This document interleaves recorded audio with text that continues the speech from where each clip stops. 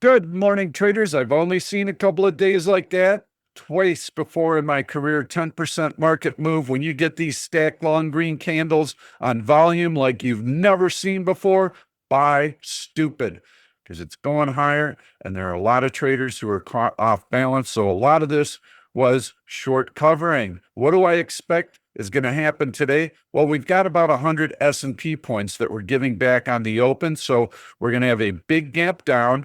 I am expecting lots of volatility again today. We've got two-sided news. China's going to be paying a boatload in tariffs.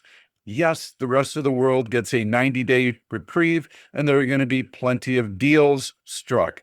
But keep in mind, I don't think that tariffs were the whole story. They were just a small part of the story, and they were accelerating the uncertainty in the marketplace.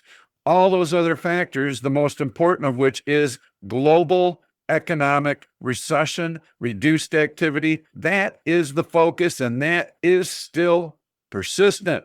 So we're going to see a wedge formation here as everybody tries to adjust their positions. You're going to see long green and long red candles, and eventually that volume is going to settle down and the wedge is going to compress, and we'll get a breakout one way or the other.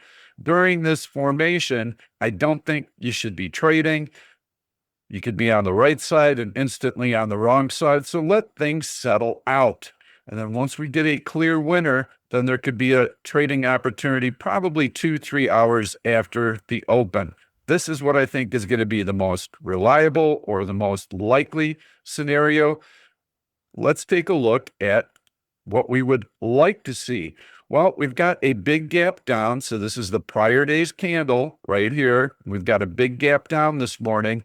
Couple of patterns that would actually work out quite well that we would be able to trade is a wimpy little bounce like this. There's your open, and the market tries and tries and tries to get into the gap, and it just can't. And then it rolls over. You can start shorting on that lower high double top and add when you take out the low of the day on the notion that the market continues to retreat and give back some of yesterday's gains. Very likely. I don't know which side is going to win here. That's the most important thing. Neither do you. Nobody does. So watch the price action. If the first move of the day is wimpy, mixed overlapping candles, can't really get anything going, then that reversal is going to be your first good day trading opportunity. There's another scenario, again, with a wimpy first move, and that would be a gradual drift lower, herky-jerky, stubborn, because there's still a bid, there are still buyers, and the market finds early support, and then it has a couple of long green candles that go right into the gap, and they take out the high of the day. That is another pattern that you can trade, and some of the gap from overnight will be filled in. So let's take a look at a very important level right now. And on the S&P 500, there is that long green candle yesterday. I'm going to put on the extended hours so you can see where the market's indicated right there, that tiny little green dot right there. That is below AVWAP-Q. AVWAP-Q is a very important level. You can see that's where the market's going to open today. So that's kind of a pivot point for me. If we're below it, I'm going to slightly favor the bearish side. If we're above it, I'm going to favor the bullish side. You can see how we filled in that gap from last Friday, and we hit this resistance level at 550. Well, that's kind of where we were looking for the market to float higher to. So as the market continues to try to get back to that 550 level, we are far enough off the deck to where I think longer term bearish swing trades are going to be something that we consider, but we don't need to make those decisions right now. We have earnings season coming up. By the way, initial jobless claims were around 220K today.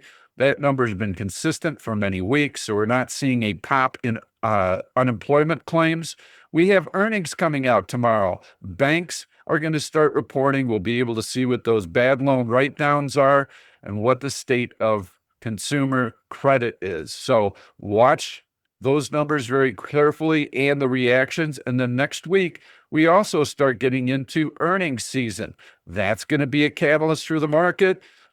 Corporate guidance would be very important, but I think most CEOs are going to be saying, I don't know.